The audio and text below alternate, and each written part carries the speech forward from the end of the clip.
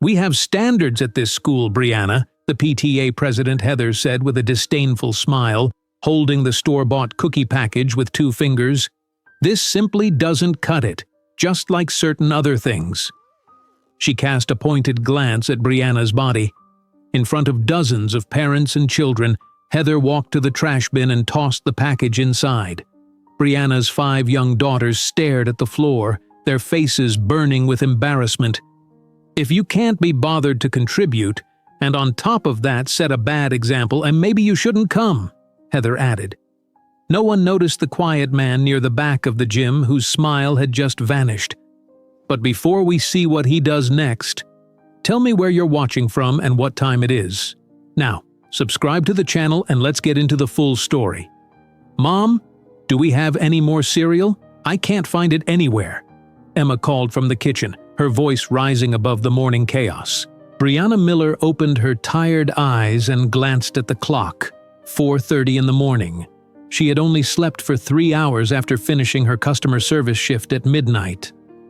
"Check the bottom cabinet, honey." "Behind the pasta?" she called back, swinging her legs over the side of the bed. No time for 5 more minutes. No time for anything, really. As Brianna entered the kitchen, she found Emma, her 12-year-old daughter, already dressed for school and pouring cereal for her younger sisters. "You should have woken me up," Brianna said, quickly tying her brown hair into a ponytail. Emma shrugged. "You look tired." "I got this." Brianna's heart squeezed. Emma had grown up too fast after Mark left 3 years ago, taking everything but responsibility with him. "Thank you, but school and being a kid is your job. Being the parent is mine." Brianna kissed her daughter's forehead and turned to the younger girls. "Good morning, troops." Sophie, 10, was helping the 8-year-old twins, Lily and Lucy, tie their shoes. Little Zoe, just 6, sat at the table, carefully spooning cereal into her mouth. "Mommy, are you going to be home after school today?" Zoe asked hopefully. Brianna knelt beside her youngest. "Not today, sweetie. Remember? Mondays and Wednesdays are when Mrs. Wilson watches you after school until Emma gets home." Zoe's bottom lip trembled slightly, but she nodded bravely. "But tomorrow I will be, and we can read that new library book together." Brianna checked her watch. "I need to get ready for work now. Emma, can you—" "Make sure everyone brushes their teeth and gets their backpacks? Already on it," Emma answered. Brianna showered in exactly 4 minutes, threw on her waitress uniform, and grabbed an apple for breakfast. By 5:15, she was kissing each daughter goodbye as Emma prepared to walk them to the school bus stop later. "Love you all. Be good. Learn something amazing," Brianna called as she rushed out the door of their small, tidy house in Westfield, Connecticut. The morning drive to Maple Street Diner took 12 minutes. Brianna used that time to mentally prepare for her day, waitressing until 2 o'clock, then driving directly to Westfield Medical Center for her receptionist job until 7, followed by 3 hours of customer service calls from home after the girls went to bed. At the diner, Brianna tied her apron and greeted Tom, the cook who had worked there for 20 years. "Morning, Tom. Ready for another day of pancake perfection?" Tom grunted but smiled. "Coffee's fresh. You look like you need it." The morning rush began at 6:30 exactly. Brianna moved efficiently between tables, pouring coffee, taking orders, and delivering food with a smile that hid her exhaustion. "Morning, Mrs. Johnson. The usual today?" she asked a retired teacher who came in every Monday. "Yes, dear. And how are those beautiful girls of yours? Growing too fast? Sophie lost another tooth yesterday." Brianna continued her rounds, making each customer feel welcome despite having only 3 hours of sleep. This was her life now. Constant movement, constant work, constant worry about making ends meet. At 8:15, the bell above the door jingled. Brianna glanced up to see a man she didn't recognize. Tall, with salt and pepper hair, wearing simple but obviously expensive clothes. "Table for one?" she asked, grabbing a menu. The man nodded. "Somewhere quiet, if possible." Brianna led him to a corner booth. "Coffee? Please." His voice was deep but gentle. "And whatever breakfast special you recommend." As the morning continued, Brianna noticed the man watching her interactions with other customers. Not in a creepy way, but with genuine interest. When the rush slowed around 10, she returned to refill his coffee. "Everything okay with your meal?" she asked. He nodded. "Perfect. You're very good with people." Brianna smiled. "Part of the job." "No," he replied. "It's more than that. You remember everyone's names. You asked about Mrs. Johnson's grandson and reminded Mr. Collins about his doctor's appointment." Brianna shrugged. "They're not just customers. They're people with lives." The man extended his hand. "I'm James Parker, just moved to Westfield last month." Brianna Miller. She wiped her hand on her apron before shaking his. "Welcome to town. What brings you here?" "A change of pace. I sold my technology company and needed somewhere quieter than New York City." Brianna raised an eyebrow. "Westfield is definitely quiet." James laughed. "That's what I'm counting on." The next day, James returned to the diner, sitting in the same booth. And the next day, and the day after that. He always came during mid-morning when the rush had slowed, always ordered the breakfast special, and always tipped generously. On his fifth visit, when the diner was empty, Brianna found herself talking more with him. "So you have 5 daughters?" James asked, looking impressed. "Yes. Emma is 12, Sophie is 10, the twins Lily and Lucy are 8, and Zoe is 6. "And you work 3 jobs," he stated, not as a question. Brianna stiffened slightly. "I do what I need to do. I admire that," James said simply. "No judgment here. My mother raised me alone while working multiple jobs." Something in his tone made Brianna relax. "It's not easy, but they're worth every second." "Would you—" James hesitated. "Would you like to get coffee sometime? When you're not working?" Brianna studied him for a moment. He was obviously wealthy, handsome, and seemed genuinely kind. But dating? She hadn't dated anyone since Mark left. "I don't have much free time," she said honestly. "I understand." He nodded, not pushing. "But," Brianna surprised herself, "I have 30 minutes after my shift tomorrow. There's a cafe next door." James smiled. "I'll be there." That coffee turned into a real date the following week and then another. James was different from anyone Brianna had met. Thoughtful, intelligent, and completely unfazed by her hectic schedule. When he learned she had never finished college, he didn't judge. When her phone rang during dinner because Zoe was running a fever, he drove her immediately to pick up her daughter and showed genuine concern. After 2 months of quietly dating, Brianna still hadn't told her daughters. Each disappointment in their young lives weighed on her conscience, and she couldn't risk introducing someone who might not stay. One evening, while checking her daughters' backpacks for school notices, Brianna found a bright pink flyer in Sophie's folder. "What's this, Soph?" she asked, reading the heading. "Westfield Elementary Spring Fundraiser." Sophie looked up from her homework. "Mrs. Thompson says all parents need to help. There's a sign-up sheet."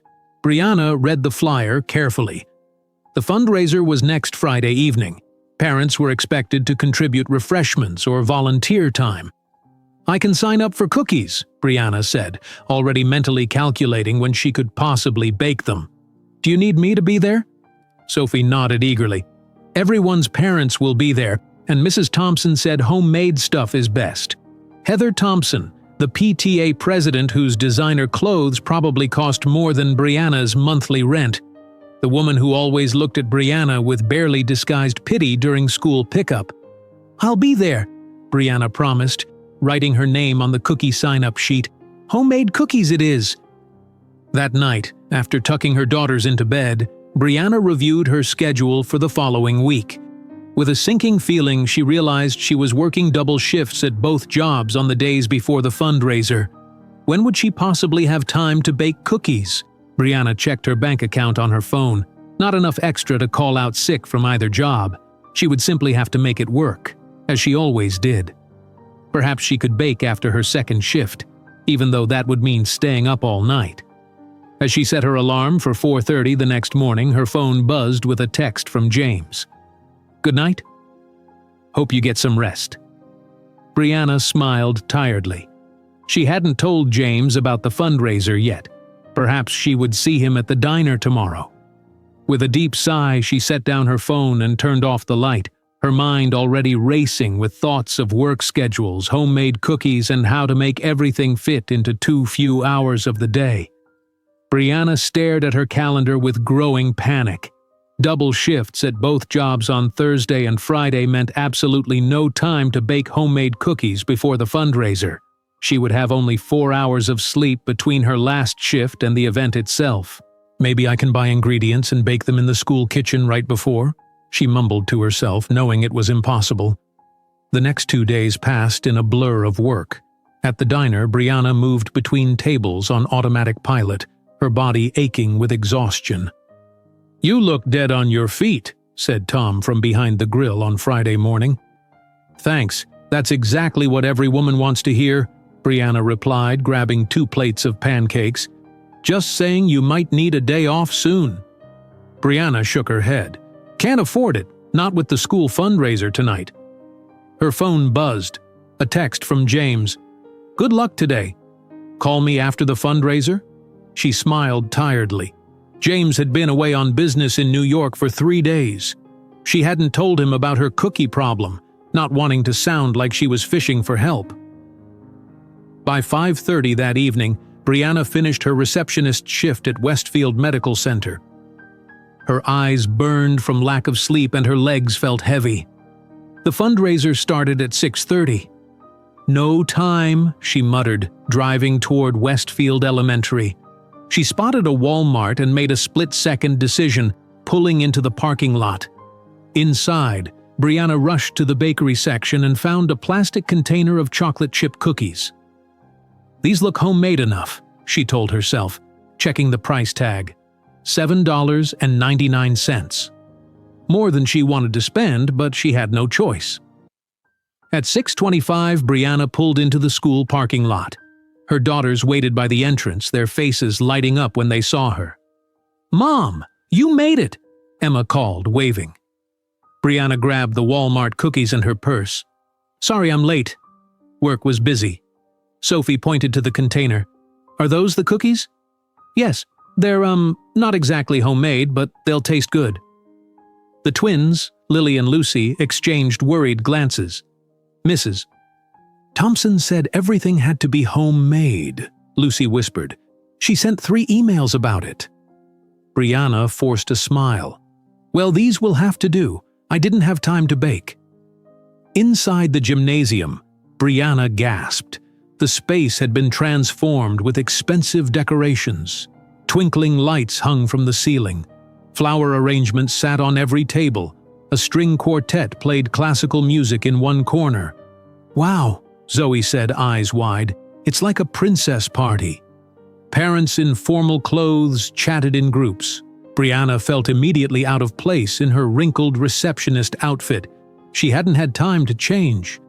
"Let's find the refreshment table," she said, gripping her store-bought cookies tightly. The refreshment table was covered in a white silk cloth. Crystal platters displayed elaborate homemade desserts. Brianna saw chocolate-dipped strawberries, tiny cupcakes with perfect frosting swirls, and cookies cut into shapes of spring flowers.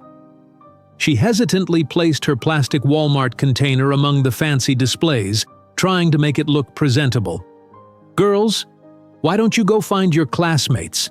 Brianna suggested. "I'll talk to some of the other parents." The girls nodded and wandered off, except for Zoe, who clung to Brianna's leg. "I want to stay with you," Zoe said softly. Before Brianna could respond, a sharp voice cut through the background music. "Well, what do we have here?" Heather Thompson approached the refreshment table, clipboard in hand. At 40, Heather looked like she belonged on a fitness magazine cover. Her blonde hair was perfectly styled in an expensive bob. Her black dress probably cost more than Brianna's monthly car payment. "Good evening, Heather," Brianna said politely. Heather barely nodded in acknowledgement. She moved along the table, checking off items on her clipboard. "Lovely contribution, Victoria. Beautiful work, Margaret," she said to other parents before stopping at Brianna's container. Heather's smile disappeared. She picked up the Walmart container, removing the lid. "What is this?" she asked loudly enough for nearby parents to hear. Brianna felt her face grow hot. "Chocolate chip cookies." "I can see that." Heather's voice dripped with disdain. "Store-bought cookies from Walmart, if I'm not mistaken." Parents turned to watch. Brianna's daughters had returned and stood frozen several feet away, their faces flushed with embarrassment. "I didn't have time to," Brianna began. "We specifically requested homemade items," Heather interrupted. "It was in the flyer, the email, and the text message reminder." Without warning, Heather walked to a nearby trash can and dumped the cookies inside. Gasps echoed through the gymnasium. Complete silence followed. "Perhaps if you managed your time better, like you should manage your weight, you could contribute properly," Heather announced to the silent room. Brianna stood motionless, shock and humiliation washing over her. She felt Zoe's small hand tighten around her leg. From the corner of her eye, she saw Emma fighting back tears while Sophie stared at the floor. The twins had moved behind their older sisters, hiding their faces. No one spoke. No one defended her. Parents watched uncomfortably, but no one stepped forward. "Mom?" Zoe's tiny voice broke the silence. "Why did she throw away our cookies?" Brianna couldn't find words. Her throat felt tight with unshed tears. She had worked 16 hours straight, had only 4 hours of sleep, and had still managed to bring something for the fundraiser. And this was her reward. "It's okay, Zoe," she finally managed. "Sometimes people just—" "I think you owe Brianna an apology," a deep male voice said from behind them. Brianna turned in surprise. James Parker stood there in dark jeans and a casual button-up shirt. His expression was calm, but his eyes held a steel she had never seen before. Whispers spread through the gymnasium. "Isn't that James Parker? The tech billionaire? What's he doing here?" James walked across the gymnasium floor toward Brianna and Zoe. The crowd parted like water. Even the string quartet stopped playing. Heather's smug expression faltered as she recognized him. Everyone in Westfield knew about James Parker, the tech CEO who had recently moved to town after selling his software company for billions. James reached Brianna and gently took her hand. The simple gesture spoke volumes in the silent gym. "I'm sorry I'm late," he said loud enough for everyone to hear. "Traffic from New York was terrible." Heather's eyes widened in shock. "Mr. Parker, we had no idea you were coming tonight, or that you knew Brianna." James smiled politely, but his eyes remained serious. "We've been seeing each other for 2 months now. I'm surprised she hasn't mentioned me." More whispers rippled through the crowd. Brianna felt her daughter's eyes on her, filled with questions and surprise. James turned to address the room. "Brianna works 3 jobs and still volunteers at the Westfield homeless shelter every other Sunday. Today she finished a 12-hour shift before coming here." A kindergarten teacher named Margaret Wilson stepped forward. "Heather, I think you owe Brianna an apology." Heather's face flushed red. "I was simply upholding our standards. I brought store-bought brownies," admitted David Chen, father of a 3rd grader. "Does that make me a bad parent too?" Others began to speak up, confessing their own shortcuts. Victoria Simmons raised her hand. "My husband picked up my contribution from the bakery this morning. I didn't have time to bake either." Heather looked around frantically, trying to maintain control. "The rules clearly stated—" "Rules should serve people, not the other way around," James said quietly. Principal Robert Anderson, who had been watching nervously from the sidelines, cleared his throat. "Perhaps we should focus on the purpose of tonight's fundraiser, supporting our students." Heather gripped her clipboard tightly, her knuckles turning white. "Of course. The students are my priority. They always have been." She walked away stiffly, her high heels clicking against the gymnasium floor. The string quartet began playing again, and conversations slowly resumed. Brianna turned to James, her voice low. "What are you doing here? I thought you were in New York until tomorrow." "I finished early and wanted to surprise you." James squeezed her hand. "I'm glad I did." Emma approached, the other girls trailing behind her. "Mom, is this your friend James you've been talking about?" Brianna nodded, suddenly nervous. "Yes. James, these are my daughters. Emma, Sophie, Lily, Lucy, and you've already met Zoe." James knelt to their level. "It's very nice to officially meet all of you. Your mom talks about you constantly." Zoe stepped forward bravely. "That lady was mean to Mommy." James nodded seriously. "Yes, she was. But your mom is very strong and now she has all of you to help her feel better." Across the room, Heather watched the interaction, her face a mask of controlled fury. She pulled out her phone and began typing rapidly. The dynamic in the gymnasium had shifted completely. Parents who had previously avoided Brianna now approached to introduce themselves. The night that had started with humiliation was transforming into something entirely different. Parents continued to approach Brianna throughout the evening. Many introduced themselves as if they had never seen her before, despite their children being in the same classes for years. "I'm Lisa Johnson, Tyler's mom," a woman in a blue dress said. "Your daughters are always so polite in the hallways." "Thank you," Brianna replied, still processing the sudden attention. James stayed by her side, his hand resting gently on her back. When Principal Robert Anderson approached, James extended his hand. "Mr. Parker, I'm Robert Anderson, the principal here at Westfield Elementary. We've heard so much about you since you moved to town." "All good things, I hope," James said with a smile. Principal Anderson laughed nervously. "Of course. Your reputation precedes you. I had no idea you were acquainted with one of our parents." "Brianna and I met at the diner," James explained. "Her honest, hard-working nature impressed me immediately." Principal Anderson nodded, his eyes darting between James and the refreshment table where Heather Thompson was speaking intensely with her group of friends. "Well, I hope you're enjoying our little fundraiser. The school desperately needs updated technology and building repairs." "I'd love to hear more about those needs sometime," James replied. After Principal Anderson moved on, Emma tugged at her mother's sleeve. "Mom, why didn't you tell us about him?" she whispered, looking at James. Brianna sighed. "It's complicated, honey. We can talk about it later." The rest of the evening passed in a blur. By 9 o'clock, Brianna gathered her tired daughters to head home. James walked them to their car. "Thank you," Brianna said quietly once the girls were inside the vehicle, "for standing up for me. Though I'm still shocked you're here." "I wanted to surprise you," James said. "I didn't expect to walk into that situation." "Welcome to my world." Brianna gave a tired smile.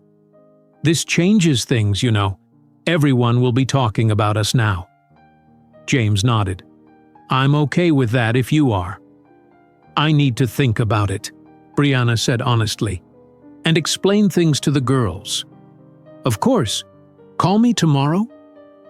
Brianna nodded and got into her car, 5 curious daughters waiting with dozens of questions.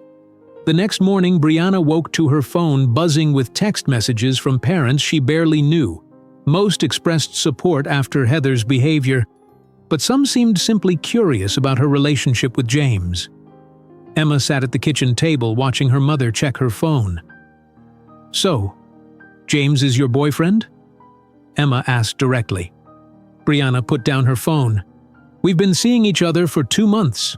I wanted to be sure it was serious before telling you girls." "He seems nice," Emma said, carefully measuring her words. "But why would someone like him want to date someone like you?" Brianna felt the question like a punch. "What do you mean?" "He's super rich. You work at a diner." Emma shrugged. "That's what Madison told me after the fundraiser. Her mom said you were probably after his money." Madison, Heather Thompson's best friend's daughter. "That's not true," Brianna said firmly. "I didn't even know James was wealthy when we first met." Sophie walked into the kitchen, followed by the twins. "Are you going to marry the rich man?" Lucy asked. "Penelope told everyone at school you were." Brianna closed her eyes briefly. Penelope Thompson, Heather's daughter. "No one is getting married," Brianna said. "James and I are simply dating, and I don't want you girls discussing our personal business at school." "Too late," Emma mumbled. "Everyone's already talking about it." Later that day, James called. "How are you doing?" he asked. "Apparently I'm either a gold digger or about to become a billionaire's wife," Brianna replied. "The school rumor mill works fast." James sighed. "I'm sorry. I didn't think about how this would affect you and the girls. It's not your fault. Heather Thompson would have found another reason to make my life difficult. I'd like to take you and the girls out today. Maybe for pizza and mini-golf? Give everyone a chance to get to know each other better." Brianna hesitated. "I have a customer service shift at 7. "I could help with that," James said carefully. "You know, financially. You wouldn't need 3 jobs if you'd let me—" "No!" Brianna interrupted. "I appreciate the offer, James, but I can't accept your money. I need to show my daughters I can stand on my own. Even if it means working yourself to exhaustion? Even then," Brianna's voice was firm, "I can't risk them seeing me dependent on a man again. Not after what their father did." James was quiet for a moment. "I understand, but the offer stands if you change your mind, and pizza is still on the table for lunch." That afternoon, James took Brianna and the girls to Pizza Palace. Initially, the girls were shy around him, but his easy manner soon had them opening up. "So you make computer stuff?" Sophie asked between bites of pepperoni pizza. James nodded. "I started a company that makes software for phones and computers." "And you sold it for $1 billion?" Lucy asked bluntly. "Lucy!" Brianna scolded. James laughed. "It's okay." "Yes, the company sold for a lot of money. But before that, I was just a kid who liked computers and worked really hard." "Like Mom works really hard?" Zoe asked, her face covered in pizza sauce. "Exactly like your mom," James said, smiling at Brianna. "She's the hardest working person I know." After pizza, they played mini-golf. James helped Zoe hold her club properly, and by the end of the game, all 5 girls were laughing and comfortable around him. As they drove home, Brianna noticed Emma watching James carefully. "What are you thinking about?" Brianna asked her quietly. "He's different than Dad," Emma said. "He actually listens when we talk." The following Monday, Brianna dropped the girls at school as usual. As they walked toward the entrance, Brianna noticed several mothers watching and whispering. Victoria Simmons approached her. "Brianna, I just want to say Heather's behavior at the fundraiser was unacceptable." "Thank you," Brianna replied, surprised by the support. "But," Victoria lowered her voice, "you should know she's been saying things about you and James Parker." "What things?" "That you're only dating him for his money, that you planned the whole scene at the fundraiser for attention." Victoria looked uncomfortable. "I don't believe it, but others might." Brianna sighed. "I expected something like this." Inside the school, Emma found a note in her desk. "Your mom is a gold digger." She crumpled it before her sisters could see. At lunchtime, Sophie tried to sit at her usual table, but the seats were suddenly saved for other students. The twins experienced similar treatment on the playground. When Brianna picked up Zoe from her classroom, Mrs. Wilson, the kindergarten teacher who had stood up for her at the fundraiser, pulled her aside. "Brianna, I thought you should know Zoe was upset at recess today. Some children wouldn't play with her." "Why not?" Mrs. Wilson looked uncomfortable. "It seems Penelope Thompson told everyone not to play with her. I've spoken to Penelope, but I wanted you to be aware." That evening, Brianna called James after putting the girls to bed. "Heather is making sure we all pay for embarrassing her," Brianna explained. "The girls are getting bullied at school." James's voice tightened. "That's completely unacceptable. Have you spoken to Principal Anderson?" "Not yet. I don't want to make things worse." Brianna hesitated. "Maybe we should cool things off for a while. until the gossip dies down. "Is that what you want?" James asked quietly. "No," Brianna admitted, "but I need to protect my daughters." "I understand, but there might be another way to handle this." "What do you mean?" "I've been thinking about the school's needs Principal Anderson mentioned," James said. "Maybe I could help make some improvements." "You mean donate money?" Brianna asked. "Yes, but with certain conditions." Before Brianna could ask what conditions, her phone beeped with an incoming email. It was a notice about an emergency PTA meeting scheduled for tomorrow evening. "I just got an email about a PTA meeting tomorrow," Brianna told James. "What's it about?" "It doesn't say specifically. Just urgent school business. Will Heather be running it? Probably. She's the PTA president." "I think I'll attend," James said, as a concerned community member. "James, what are you planning?" "Nothing drastic. I just believe in addressing problems directly." After they hung up, Brianna stared at the PTA meeting notice. The thought of facing Heather again made her stomach twist, but she couldn't let her daughters continue to face bullying because of her. As she prepared for bed, Brianna heard Emma crying softly in her room. "Emma? What's wrong?" Brianna sat on the edge of her bed. Emma wiped her eyes. "Madison told everyone you only want James for his money, and that we're all just pathetic with our second-hand clothes." Brianna hugged her daughter tightly. "Nothing about us is pathetic. We work hard, we take care of each other, and we don't need expensive clothes to be valuable people." "But everyone believes her mom," Emma said, "because Mrs. Thompson is rich and important." "Sometimes people with the most money have the least kindness," Brianna said, "and kindness matters more." Emma fell asleep eventually, but Brianna lay awake thinking about the PTA meeting. Something told her tomorrow would be a turning point, for better or worse. Morning came too quickly. Brianna struggled to open her eyes, her mind still full of worries about the PTA meeting that evening. "Mom!" Zoe spilled her milk. Sophie called from the kitchen. Brianna dragged herself out of bed. Another day, another set of challenges. She found Zoe standing in a puddle of milk, her eyes wide with worry. "I'm sorry, Mommy," Zoe whispered. "It's okay, sweetie. Accidents happen." Brianna grabbed a dishcloth and knelt to wipe the floor. Emma entered the kitchen, her eyes still puffy from crying the night before. "Do we have to go to school today?" Emma asked quietly. Brianna looked up. "Yes, honey. We don't run from problems." "But everyone is being so mean," Lucy said, walking in with her twin sister Lily.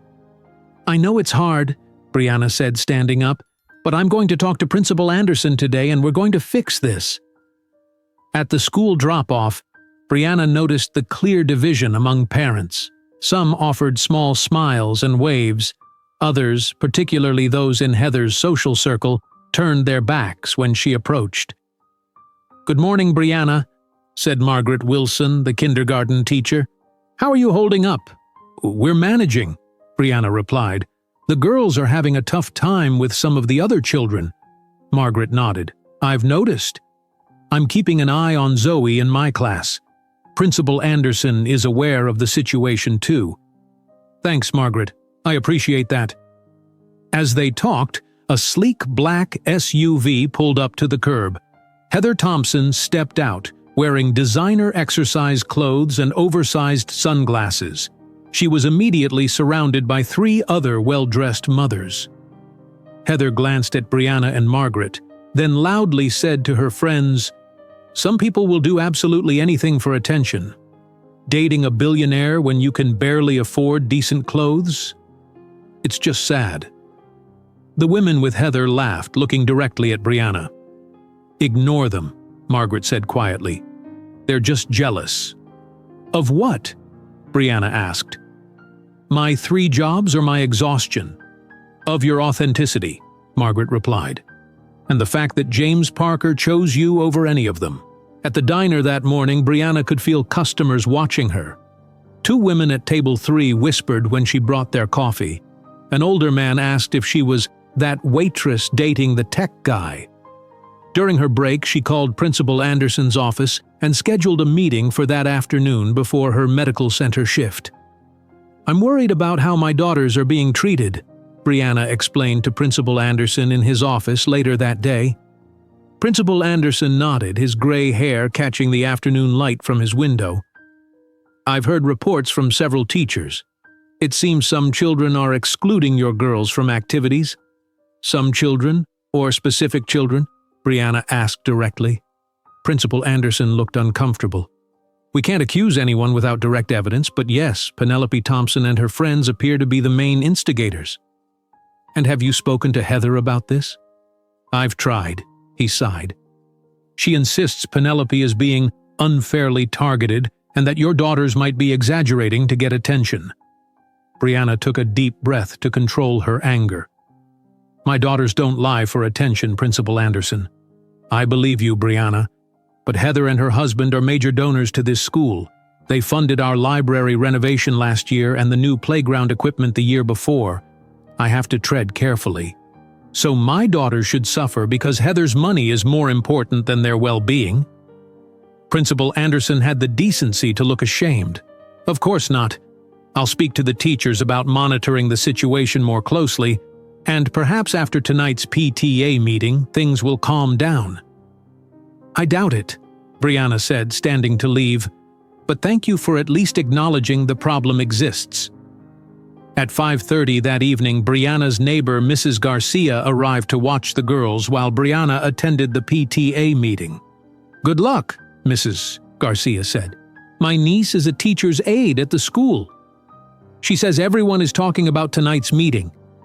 "Great," Brianna muttered, grabbing her purse. "Just what I need. More attention." Emma followed her to the door. "Mom, be careful." Madison's mom has lots of friends. Brianna hugged her daughter. "I'll be fine, honey." "Try not to worry." The school gymnasium was packed when Brianna arrived. She immediately noticed the seating arrangement. Heather's supporters filled the front rows, while parents who had shown kindness to Brianna sat toward the back. She found an empty seat next to David Chen, who had admitted to bringing store-bought brownies at the fundraiser. "Quite a turnout," David whispered. "Everyone wants to see the showdown." "There won't be a showdown," Brianna replied. "I just want this drama to end so my daughters can go to school in peace." David glanced toward the door. "Well, that might be difficult now." Brianna turned to see James entering the gymnasium. As always, heads turned and whispers followed him. He spotted Brianna and walked directly to her. "Is this seat taken?" he asked, indicating the empty chair beside her. "It is now," she replied. "Though you might want to reconsider. Sitting with me seems to be social suicide lately." James sat down, his shoulder touching hers. "I've never cared much for following the crowd." Heather and Principal Anderson sat at a table facing the parents. Heather wore a perfectly tailored blue dress and kept her expression neutral, though her eyes narrowed slightly when she saw James. "Thank you all for coming to this emergency PTA meeting," Principal Anderson began. "We have several important matters to discuss tonight." Heather leaned forward to her microphone. "Before we begin, I'd like to address the elephant in the room. It has come to my attention that certain rumors and tensions have developed within our school community." Brianna felt dozens of eyes turn toward her. "While I won't name names," Heather continued, "I want to emphasize that Westfield Elementary has standards. Standards for behavior, for contributions, and for the types of families we want representing our school." James stiffened beside Brianna. "Furthermore," Heather said, "we need to focus on our upcoming fundraising goals. The spring fair is 6 weeks away, and we need reliable volunteers who can commit appropriate time and resources." Principal Anderson looked uncomfortable but said nothing to interrupt. "To that end," Heather continued, "I've reviewed our volunteer committees and made some adjustments. The updated list is being circulated now." A woman passed out papers to each parent. When Brianna received hers, she quickly scanned the volunteer assignments. Her name, which had been on the refreshment committee, was now completely absent. "You've removed me from the volunteer list?" Brianna said loudly enough for Heather to hear. Heather smiled thinly. "We need volunteers who can truly commit the necessary time. With your busy schedule, I thought it would be a kindness to relieve you of this obligation." "A kindness?" Brianna stood up. "I signed up for that committee weeks ago. I've already purchased supplies with my own money. The committee will reimburse you, of course," Heather said dismissively. "Now, moving on." "No." Brianna's voice was firm. "You can't just remove me because you don't like me." The gymnasium fell silent. Principal Anderson looked desperately between the two women. "I didn't remove you because I don't like you," Heather said coldly. "I removed you because your priority clearly isn't this school or its reputation. You've created division among parents and students with your personal choices." "My personal choices? You mean dating someone?" "Dating someone very wealthy and influential immediately after moving to our community," Heather clarified. "It raises questions about motivations." James stood now too. "Are you suggesting Brianna is dating me for my money?" Heather didn't back down. "I'm suggesting that the timing seems convenient, and that the scene at the fundraiser felt rather theatrical." Several parents gasped. Even some of Heather's supporters looked uncomfortable with this direct accusation. "How dare you?" Brianna said, her voice shaking slightly. "I work 3 jobs to support my daughters. I volunteer at the homeless shelter twice a month. I help with homework and attend every school event possible. And you think I have time to orchestrate some elaborate scheme?" Principal Anderson finally intervened. "Perhaps we should move on to other business." "No," James interrupted. "I think we need to address this now. Mrs. Thompson has essentially accused Brianna of being a gold digger and by extension suggested I'm too stupid to recognize that." Heather's face flushed. "I never said—" "You didn't have to," James said. "Your implication was clear." He turned to address the entire room. "I met Brianna at the Maple Street Diner. I ate there 6 times before I even asked her name. I asked her out 12 times before she finally said yes. She has no idea how much money I actually have because she's never asked." Brianna touched his arm. "James, you don't have to." "I do," he said quietly to her before turning back to the crowd. "Brianna Miller is the most hard-working, genuine person I've ever met. And the fact that anyone would question her character says more about them than about her." The gymnasium was completely silent. Heather stared at them, her expression unreadable. After a long moment, Principal Anderson cleared his throat. "I think we should take a brief recess before continuing with our agenda. 10 minutes, everyone." As parents began talking in hushed voices, Brianna's phone buzzed with a text message from James. "I think it's time we change the rules of this game." "What does that mean?" she whispered to him. "It means I'm tired of watching you and your daughters suffer because of one woman's insecurity," James replied. "When the meeting resumes, I have something to say." Parents filed back into the gymnasium after the brief recess. Brianna noticed several people who had previously sat with Heather's group had moved to different seats. "What exactly are you planning to do?" Brianna whispered to James as Principal Anderson returned to the microphone. "Something I should have done the moment I saw how this school operates," James replied quietly. Principal Anderson tapped the microphone. "If everyone could take their seats, we'll continue our meeting." Once the room quieted, he clicked a button on his laptop and an image appeared on the screen behind him. "Before we discuss committee assignments, I'd like to remind everyone of our school's ongoing needs." The image showed a classroom with outdated computers.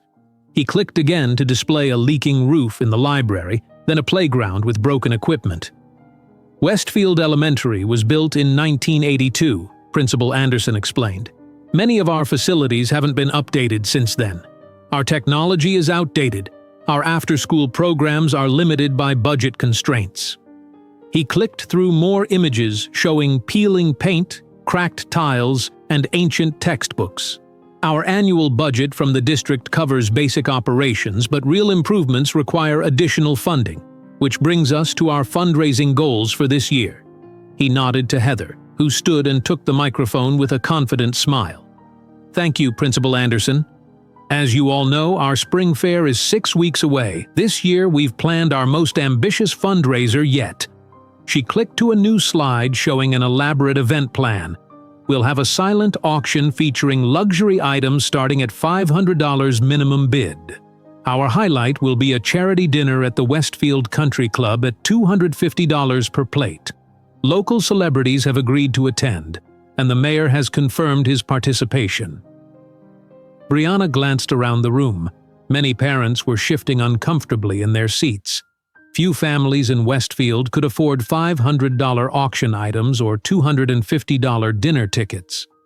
"With these events," Heather continued, "we hope to raise at least $75,000 for the school's most pressing needs." When she finished, Principal Anderson asked, "Are there any questions about the fundraising plan?"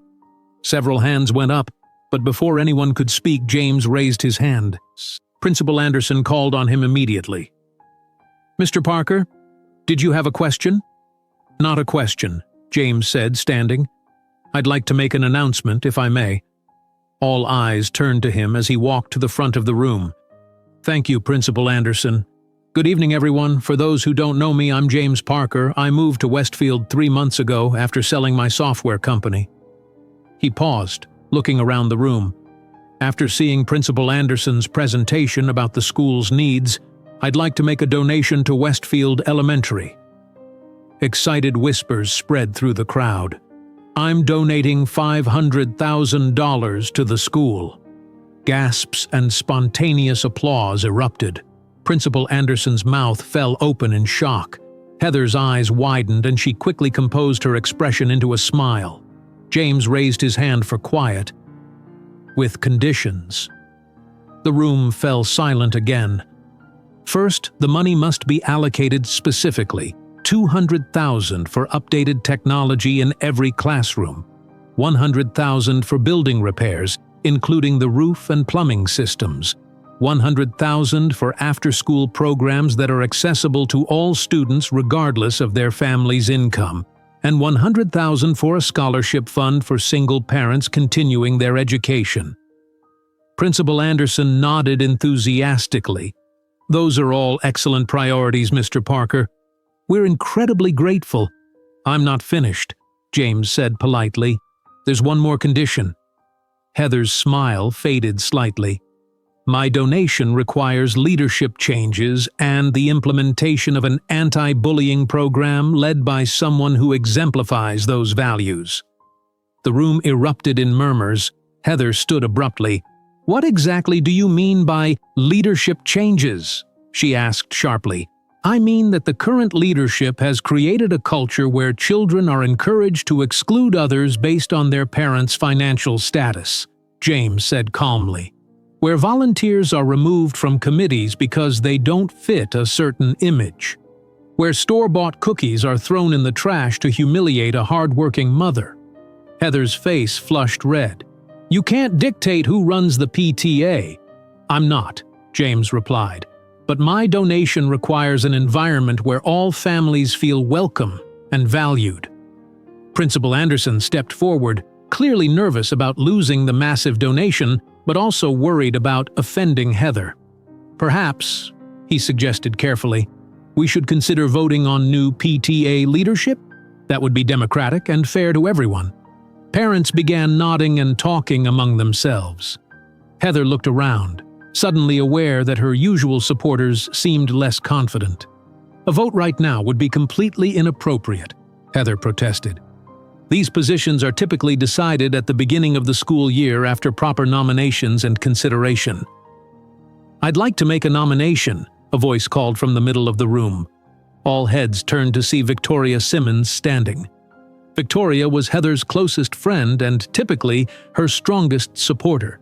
Her sudden intervention shocked everyone, especially Heather. "Victoria?" Heather said, clearly confused. "What are you doing?" Victoria straightened her shoulders. "I'd like to nominate Brianna Miller for PTA president." Gasps and whispers filled the room. Brianna felt as if the air had been knocked from her lungs. "Me?" she said, too surprised to form a complete thought. Victoria nodded. I've been watching how Brianna manages her time between 5 children and multiple jobs. That's exactly the efficiency and practical thinking we need. Victoria, you can't be serious, Heather said, her voice rising. Brianna has no experience with… Actually, Victoria interrupted, I am serious. I've seen things recently that made me reconsider many things. She turned to face the crowd. Last week, I was picking up my son late from school. I saw Brianna helping a struggling student with math homework while waiting for her own daughters. That student was Penelope Thompson. Heather's mouth opened in shock. Victoria continued, Penelope was crying because she couldn't understand the math problems. Brianna spent 20 minutes explaining it to her, patiently and kindly, even though she was clearly exhausted from work. She never mentioned this to anyone, not even to Heather. Principal Anderson cleared his throat. If there's a formal nomination for a new PTA president, we should put it to a vote. Do we have a second for Mrs. Simmons's nomination? I second it, David Chen called immediately. All right then, Principal Anderson said. All those in favor of electing Brianna Miller as the new PTA president, please raise your hands. Brianna watched in disbelief as hands went up across the gymnasium. Not just a few, dozens. Even parents who had previously aligned with Heather were voting for her.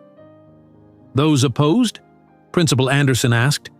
Heather and a small group of her closest friends raised their hands, but they were clearly outnumbered.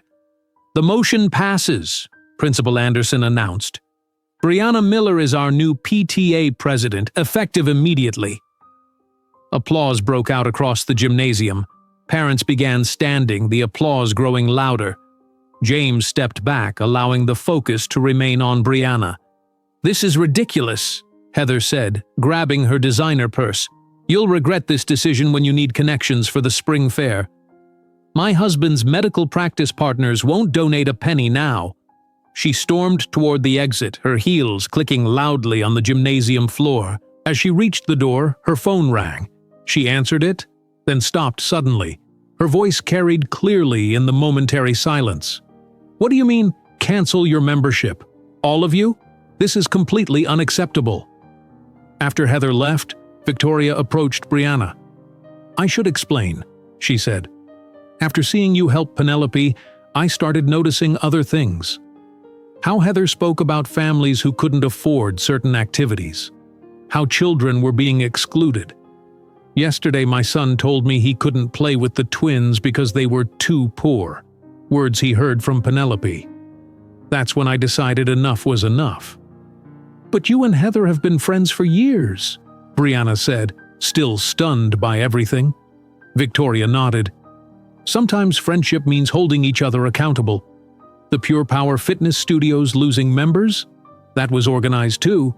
Many of us agreed to cancel our memberships simultaneously. Principal Anderson approached with James. Mrs. Miller, congratulations on your new position, and Mr. Parker, we're incredibly grateful for your generous donation. Perhaps we could meet tomorrow to discuss the specific allocations? James nodded. Of course. As the gymnasium emptied, Brianna remained in her seat, overwhelmed by the sudden change in her circumstances. Are you okay? James asked, sitting beside her. I don't know, Brianna replied honestly. Yesterday I was just trying to survive each day. Now I'm supposedly in charge of the PTA at my daughter's school, and everyone is looking at me like I have answers. You do have answers, James said. You've been solving impossible problems every day since your husband left. This is just a different kind of problem. Brianna nodded slowly. I need to call Mrs. Garcia and tell her I'll be late. She's watching the girls. As she reached for her phone, she realized her hands were shaking. In one evening, everything had changed. She wondered how her daughters would react to the news, especially Emma, who had faced the worst of the bullying. James, she said quietly. What just happened? He smiled gently.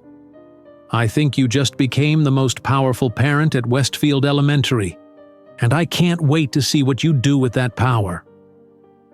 Brianna sat at her kitchen table late that night, surrounded by PTA documents Principal Anderson had given her. Budget spreadsheets, event calendars, committee lists, and fundraising records covered every inch of the table's surface. Her head throbbed as she tried to make sense of it all. "Mom, you should go to bed," Emma said, appearing in the doorway in her pajamas. "It's after midnight." Brianna looked up, rubbing her tired eyes. "I know, honey. I'm just trying to understand all of this." Emma approached the table, glancing at the papers. "Is this all PTA stuff?" "Yes, I had no idea how much work goes into running everything." Brianna sighed. "I'm not sure I can do this, Emma." "Yes, you can," Emma said firmly. "You do impossible things every day." Brianna smiled at her daughter. "When did you get so wise?" "I learned from you." Emma hugged her mother. "Everyone voted for you because they know you'll be fair to everyone, not just the rich kids." The next morning, Brianna woke up with her face pressed against a budget document. She had fallen asleep at the table. The kitchen clock read 6:15. "Oh no!" she groaned, jumping up. She was going to be late for her dinner shift. She called Tom as she rushed to get ready. "I'm running late. Can you cover for me for 30 minutes? "Sure," Tom replied. "Heard about your big promotion to PTA queen." "News travels fast," Brianna muttered. "Small town," Tom said. "Don't worry about being late. Just get here when you can." At the diner, customers greeted Brianna differently. Regular patrons congratulated her. Others watched her curiously. "So you took down the mighty Heather Thompson," Mrs. Johnson said as Brianna poured her coffee. "Good for you, dear." That woman needed someone to stand up to her. "I didn't really do anything," Brianna explained. "It just happened." Between serving customers, Brianna made notes about her first PTA meeting scheduled for the following evening. She wanted to form a new committee structure with parents from different economic backgrounds. During her lunch break, she called Victoria Simmons. "Victoria, I'm still shocked by what happened last night," Brianna said. "Why did you really nominate me?" Victoria sighed. "I meant what I said about seeing you help Penelope. But there's more.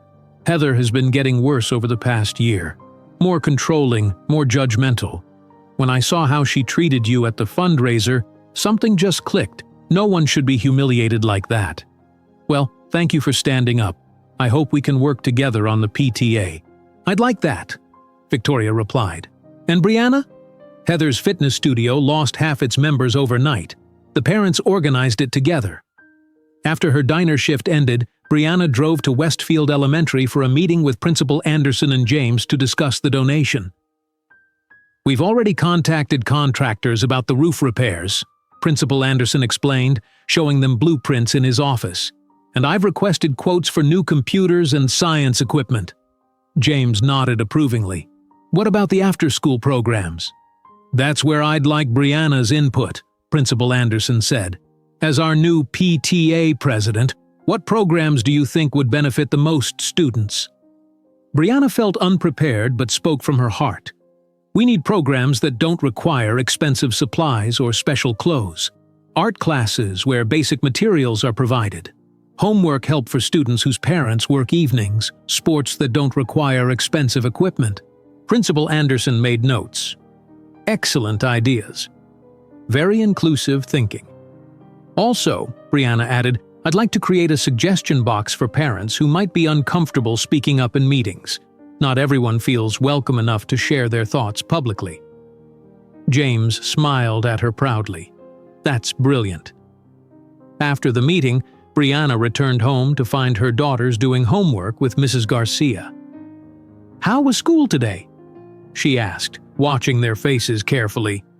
"Better," Sophie said. "Madison still wouldn't talk to me, but other kids did." "My teacher announced that you're the new PTA president," Lucy added. "Everyone looked at me differently." "Good different or bad different?" Brianna asked. Lucy shrugged. "Just different. But Penelope Thompson didn't come to school today." Later that evening, Brianna held her first unofficial PTA meeting at her small house.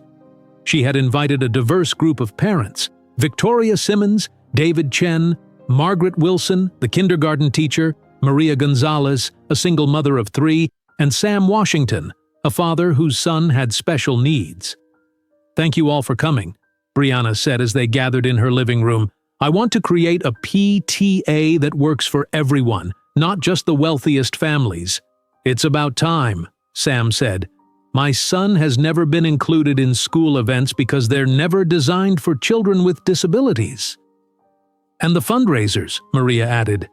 $250 for a dinner ticket? That's my grocery budget for 2 weeks." Brianna nodded. "My first priority is modifying the spring fair. We need activities that don't require expensive participation fees." "What about a sliding scale?" Victoria suggested. "Families pay what they can afford, from $5 to $50. "That's perfect," Brianna said, making notes. "And we should have free activities alongside the fundraising ones." By the time everyone left, Brianna had a new committee structure and plans for an inclusive spring fair. She felt energized despite her exhaustion.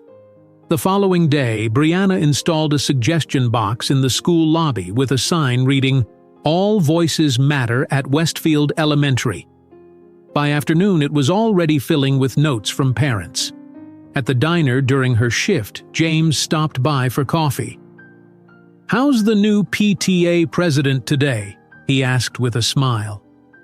"Overwhelmed but excited," Brianna admitted. "I have so many ideas, James. Ways to make the school better for everyone." "I've been thinking," James said carefully. "You're working 3 jobs plus managing the PTA now. That's not sustainable, Brianna." She stiffened slightly. "I can handle it." "I know you can. You can handle anything. But should you have to?" James leaned forward. "Let me help you financially. Just enough so you can quit one job." "James, we've talked about this." "Yes, and you keep saying no because you want to show your daughters you can stand on your own. I respect that, but you're running yourself into the ground." Brianna's face flushed. "I'm fine. This is my responsibility, not yours." "Caring about you makes it my concern," James replied, his voice rising slightly. "Last night you fell asleep on PTA documents. How can you be effective if you're exhausted all the time?" Other customers were starting to look their way. Brianna lowered her voice. "I won't be your charity case, James. I won't have my daughters thinking I found a rich man to solve our problems." James looked hurt. "Is that what you think I'm trying to do? Make you a charity case?" "No, Brianna stopped, realizing she'd hurt him. "I didn't mean it like that." "I think you did," James said quietly. He stood up, leaving money for his coffee. "Call me when you're ready to see that accepting help isn't the same as being dependent." He walked out, leaving Brianna standing there with an empty coffee pot in her hand and tears threatening to spill. That afternoon, Brianna nearly fell asleep during a meeting at the medical center. Her supervisor noticed. "Brianna, are you okay?" she asked. "You seem exhausted lately." "I'm fine, just busy with the new PTA position." Her supervisor nodded. "I heard about that. Congratulations. But maybe you should consider reducing your hours here. Your health matters too." Brianna smiled politely but didn't respond. She couldn't afford to reduce her hours, not if she wanted to keep paying the mortgage. That evening, Emma found Brianna crying in the bathroom. "Mom?" "What's wrong?" Brianna quickly wiped her eyes. "Nothing, honey." "Just tired." Emma frowned. "Did you and James have a fight?" "He didn't come for dinner like he usually does on Thursdays." "We had a disagreement," Brianna admitted. "About money?" Emma asked perceptively. "Sort of. He wants to help us financially so I don't have to work so hard. But I need to show you girls that I can take care of us on my own." Emma was quiet for a moment. "Why won't you let James help us, Mom?" Because I don't want you to think we need a man to rescue us." "We don't," Emma said simply. "We were okay before James, but maybe being strong also means knowing when to accept help." The next day, Principal Anderson called Brianna to his office. "I wanted to talk to you about the single-parent scholarship fund that James established," he said, sliding a brochure across his desk. "You should apply, Brianna. She shook her head. I can't take that money. It would feel wrong after everything that's happened. Principal Anderson leaned forward. Think of it this way. Having our PTA president further her education is an investment in the school's future leadership. It's not charity, it's practical. Brianna took the brochure reluctantly. I'll think about it. That night, after the girls were asleep, Brianna sat at the kitchen table with the scholarship application. Her hand trembled as she began writing about her educational goals. The phone rang, startling her. It was an unfamiliar number. Brianna answered hesitantly. Hello? Brianna, it's Heather Thompson. The voice sounded strange, quieter, less confident. Heather? Brianna was shocked. How did you get my number? School directory, Heather replied. Listen, I know this is unexpected, but I was wondering, could we meet? Just the two of us. No one else has to know. Brianna gripped her phone tightly, stunned by Heather's request. After several seconds of silence, she found her voice. Meet? Why would you want to meet with me? She asked. Heather sighed on the other end of the line.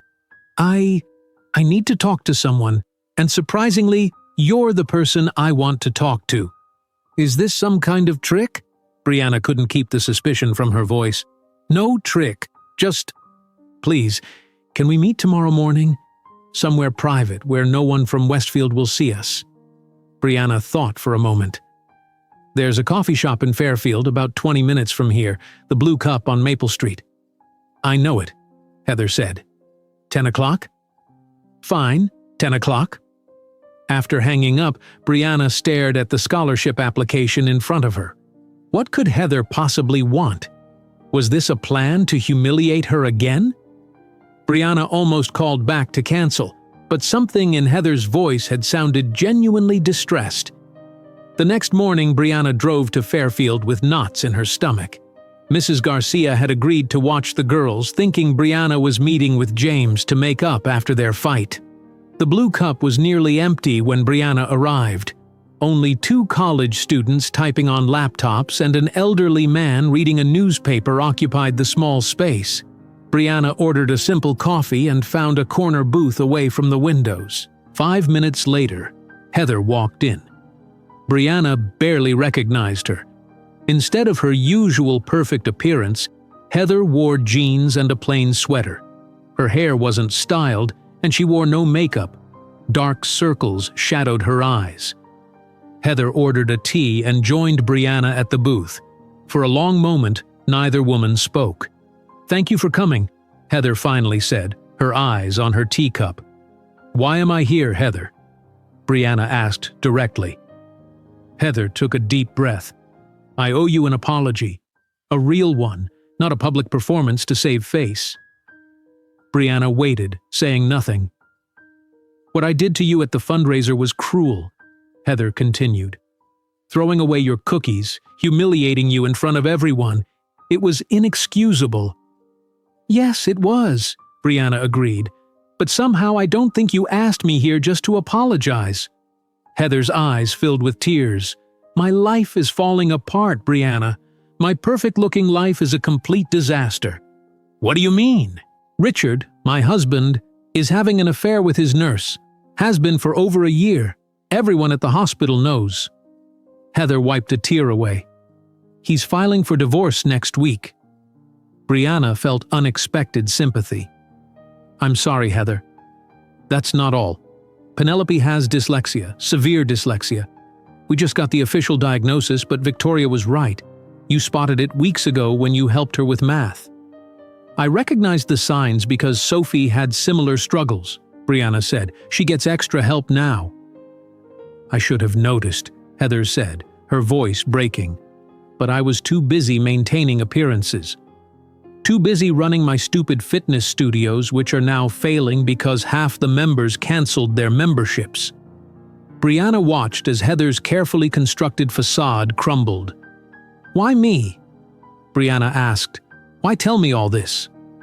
We're not friends, Heather. Heather looked up, her eyes red. Because you're real.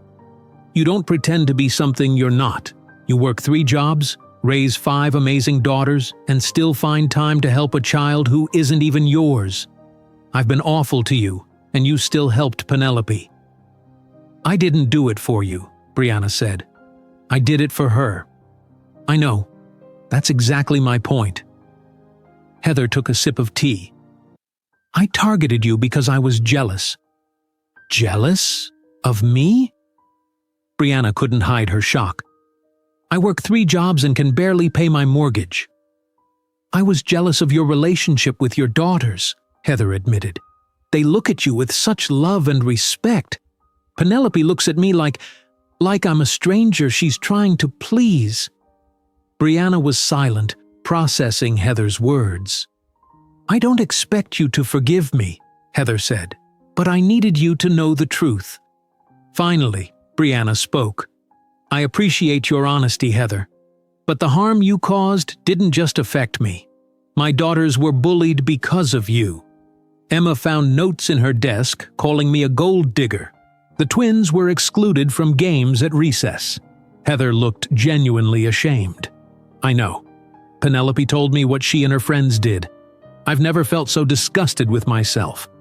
"So what now?" Brianna asked. "I don't know," Heather admitted. I need to start over somehow." When Brianna left the coffee shop an hour later, she felt strangely lighter. She hadn't fully forgiven Heather, but she understood her better now. Later that day, James called. They hadn't spoken since their argument at the diner. "Can we talk?" he asked. "Yes," Brianna said. "I think we need to." They met at the park where her daughters were playing on the swings. Sitting on a bench watching the girls, Brianna turned to James. "I'm sorry for what I said," she began.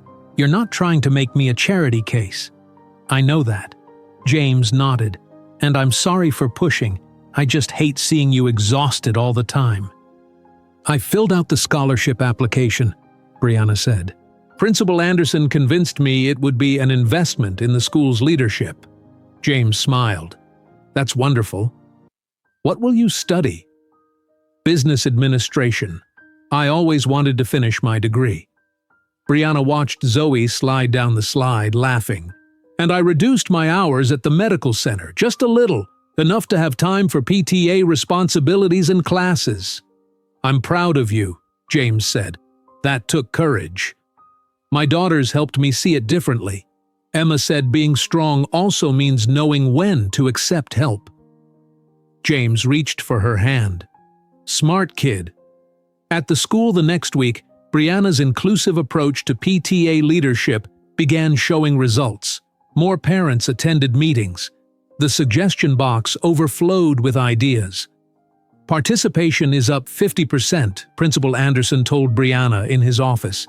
"Parents who never volunteered before are signing up for committees." "That's wonderful," Brianna said.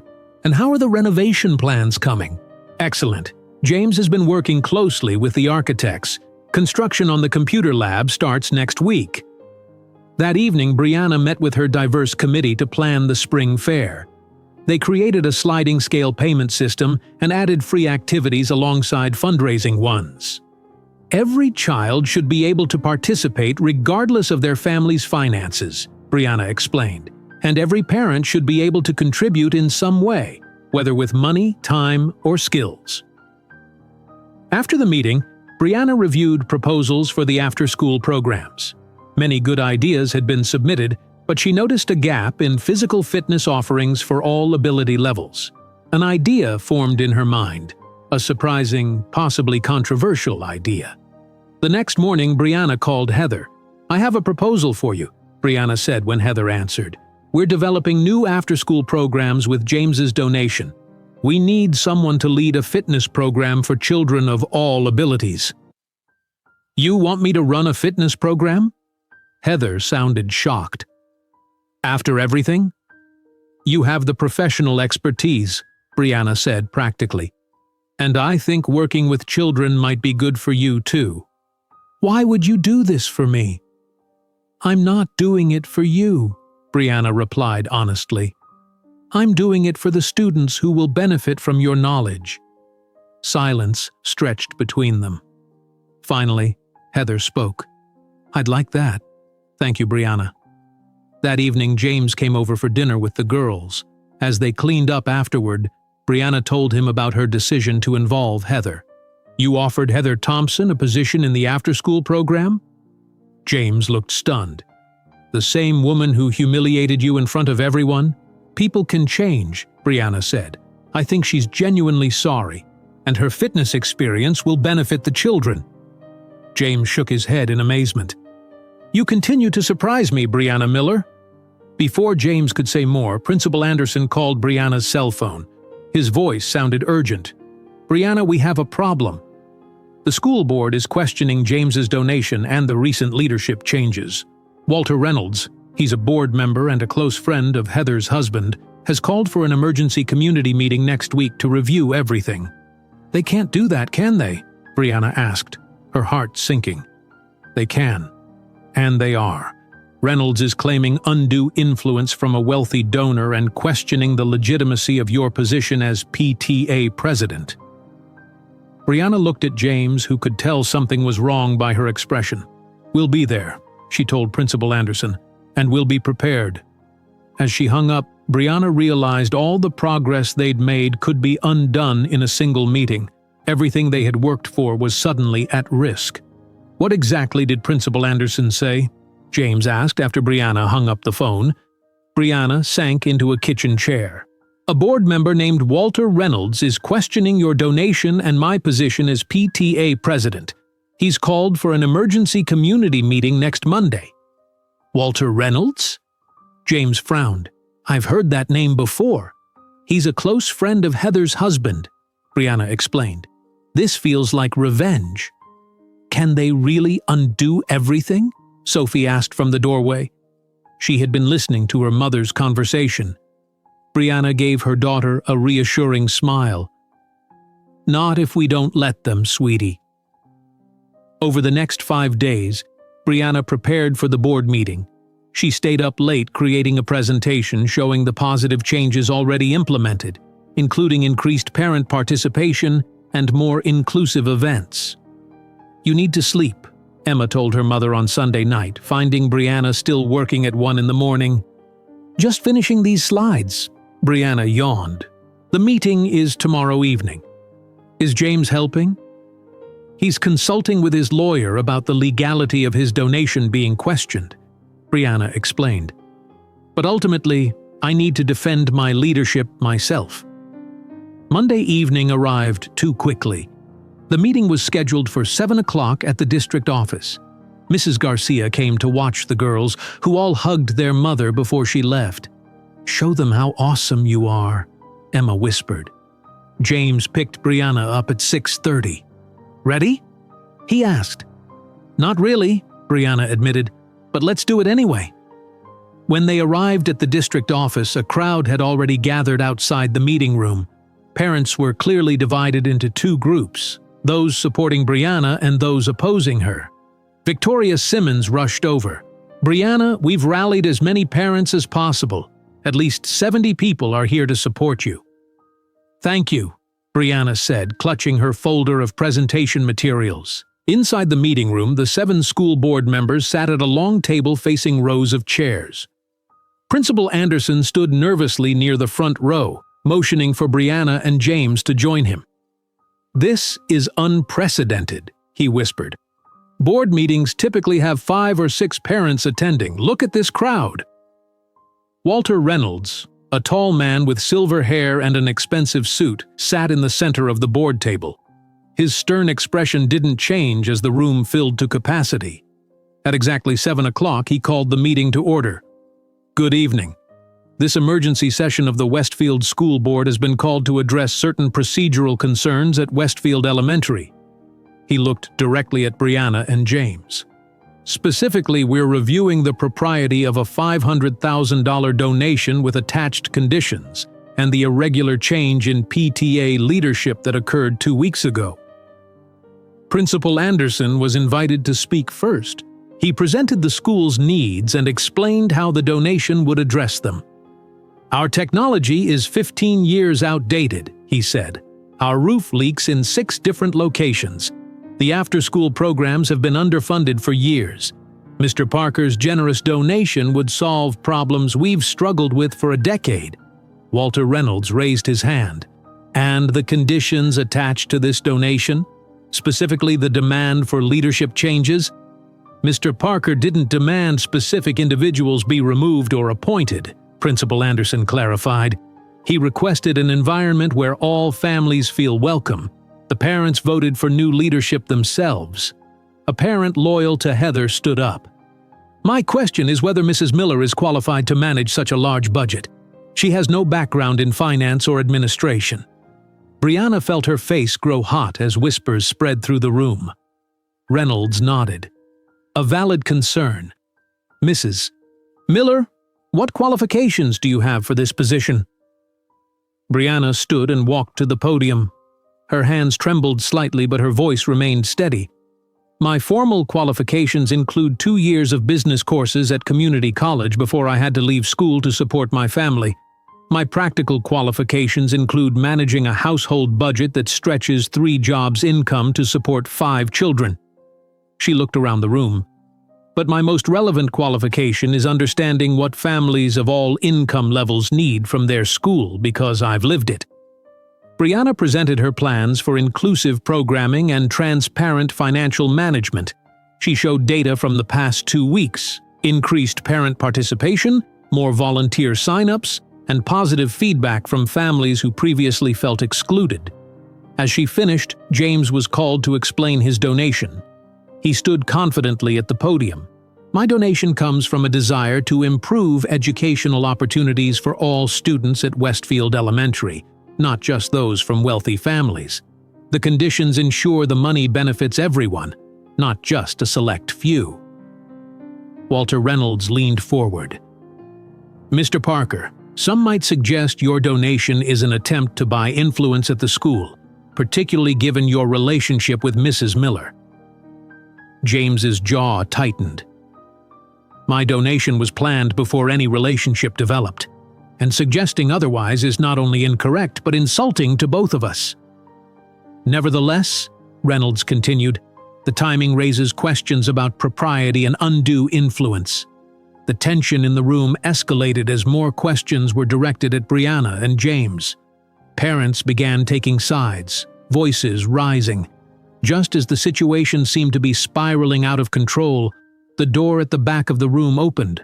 Heather Thompson entered, causing immediate whispers throughout the crowd. She wore a simple black dress, her expression serious as she walked down the center aisle. "Excuse me," she said, addressing Walter Reynolds. "I'd like permission to speak." Reynolds appeared surprised. "Mrs. Thompson, we weren't expecting you tonight." "I understand, but I have relevant information for this discussion." Reynolds nodded. "You may approach the podium." As Heather passed Brianna, their eyes met briefly. Heather gave a small nod before taking her place at the podium. "My name is Heather Thompson. Until 2 weeks ago, I was the PTA president at Westfield Elementary." She paused, looking around the room. "I came here tonight to tell the truth." The room fell completely silent. 2 weeks ago at a school fundraiser, I publicly humiliated Brianna Miller by throwing away cookies she brought and making cruel comments about her weight and her parenting. Heather's voice was steady but emotional. I did this because I was insecure and jealous of her genuine connection with her daughters. Shocked murmurs rippled through the audience. My behavior created a hostile environment that affected not just Brianna but her children as well. They were bullied because of my actions and my influence. Heather took a deep breath. What happened at the PTA meeting afterward, the vote for new leadership, wasn't because of James Parker's money or influence. It was because parents saw a better option in Brianna. Heather turned to face Walter Reynolds directly. "I know you're friends with my husband, Walter. I know he asked you to call this meeting, but you should know the leadership change happened because I abused my position, not because of any improper influence." The board members exchanged glances, clearly surprised by this testimony. "Furthermore," Heather continued, "I want to publicly endorse Brianna Miller's leadership. In just 2 weeks, she has created programs that benefit all students, including my daughter Penelope." Heather's voice broke slightly. Penelope has dyslexia, which I failed to recognize because I was too busy maintaining appearances. Brianna was the one who noticed the signs and suggested testing, even after how terribly I treated her. Heather turned to face the audience. Brianna even offered me a position leading the new fitness program for children, knowing my professional experience could benefit the students. That's the kind of leader she is, one who puts children's needs above personal grudges. When Heather finished speaking, the room remained silent for several seconds. Finally, Walter Reynolds cleared his throat. "Thank you for your candid testimony, Mrs. Thompson." Penelope Thompson, who had entered quietly during her mother's speech, now stood. "I want to say something too." Reynolds nodded, surprised. "Go ahead, young lady." The 11-year-old walked to the front, standing beside her mother. "Mrs. Miller helped me with my reading when no one else noticed I was struggling. She didn't tell anyone I was crying, she just helped me." Penelope looked at Brianna. "And now I'm in the new reading program she started, and I don't feel ashamed anymore." After Penelope's statement, the mood in the room had completely shifted. Board member Susan Diaz, who had been quiet throughout the meeting, finally spoke. "I think we've heard enough to make a decision. I move that we approve Mr. Parker's donation as presented and confirm Mrs. Miller's position as PTA president." "I second that motion," said another board member. Walter Reynolds looked displeased but outnumbered. "All in favor?" 6 hands went up immediately. After a moment, Reynolds reluctantly raised his hand as well. The motion passes unanimously. Applause erupted throughout the room. Parents surrounded Brianna, offering congratulations. James stood back, watching with a smile as she received the recognition she deserved. After the meeting, as the crowd dispersed, Brianna approached Heather and Penelope. "Thank you," she said simply. "That couldn't have been easy." "It was easier than continuing to live a lie," Heather replied. "Penelope and I are starting over, being honest with ourselves and others." Penelope looked up at Brianna. "Are you still going to let my mom teach the fitness class?" "Of course," Brianna smiled. "The program starts next week." As Heather and Penelope left, James joined Brianna. "You did it," he said, putting his arm around her shoulders. "We did it," Brianna corrected him. "You, me, and surprisingly, Heather." They walked to James's car in the now empty parking lot. The night air was cool and clear. "You know," James said as they drove away, "I never doubted the outcome of that meeting." "Really? I was terrified the whole time." James shook his head. "I knew once people heard you speak, really heard you, they would understand what I've known since the first day I met you at that diner." "And what's that?" Brianna asked. "That you have this remarkable ability to bring people together, to make them see the best in themselves and each other." He squeezed her hand. "You didn't need me to win that fight, Brianna. You built this community yourself." As they drove toward Brianna's house, she thought about his words. Perhaps he was right. Perhaps the real victory wasn't the board's decision, but the community that had formed around a shared vision of inclusion and kindness. The day after the board meeting, Brianna scheduled the first meeting of the new Inclusivity Committee. She had asked 6 parents with diverse backgrounds to join, including Heather Thompson. The school library was quiet after hours as committee members arrived. Brianna arranged chairs in a circle rather than at a table to create a more welcoming atmosphere. "Is this seat taken?" Heather asked, standing awkwardly at the edge of the circle. "It's all yours," Brianna replied, gesturing to the empty chair beside her. An uncomfortable silence filled the room as the other committee members watched this interaction. Everyone remembered the history between these two women. "Well," Brianna said, breaking the tension, "thank you all for volunteering.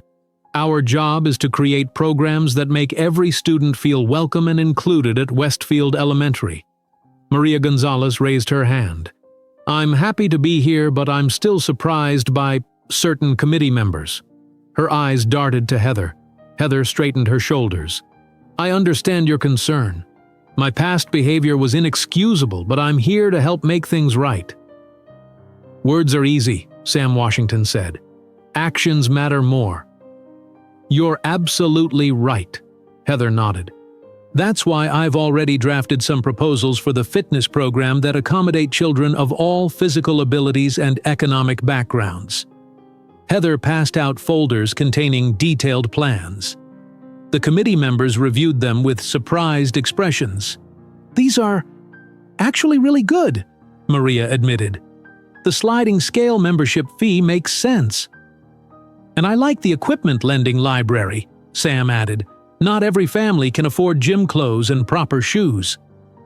As the meeting continued, the initial tension slowly dissolved. Heather's expertise in fitness programming complemented Brianna's understanding of family needs. By the end of the 2 hours, they had outlined 3 new inclusive programs. Great start, everyone, Brianna said as they wrapped up. Next week we'll finalize the schedules. After the others left, Heather lingered. Thank you for this opportunity, Brianna. I know many people thought you were crazy to include me. I believe in second chances, Brianna replied simply. Just don't make me regret it. The following morning, construction crews arrived at Westfield Elementary. James walked the property with architects reviewing plans for the renovations. The computer lab will go here, the lead architect explained, pointing to an outdated classroom. We'll need to upgrade the electrical system first. And the roof repairs? James asked. We're starting those next week. Should take about 20 days to complete. Principal Anderson joined them, visibly excited. Mr. Parker, I can't thank you enough. These improvements will transform our school. Thank Brianna, James said. Her vision is driving all of this. Later that day, Emma approached her mother after school.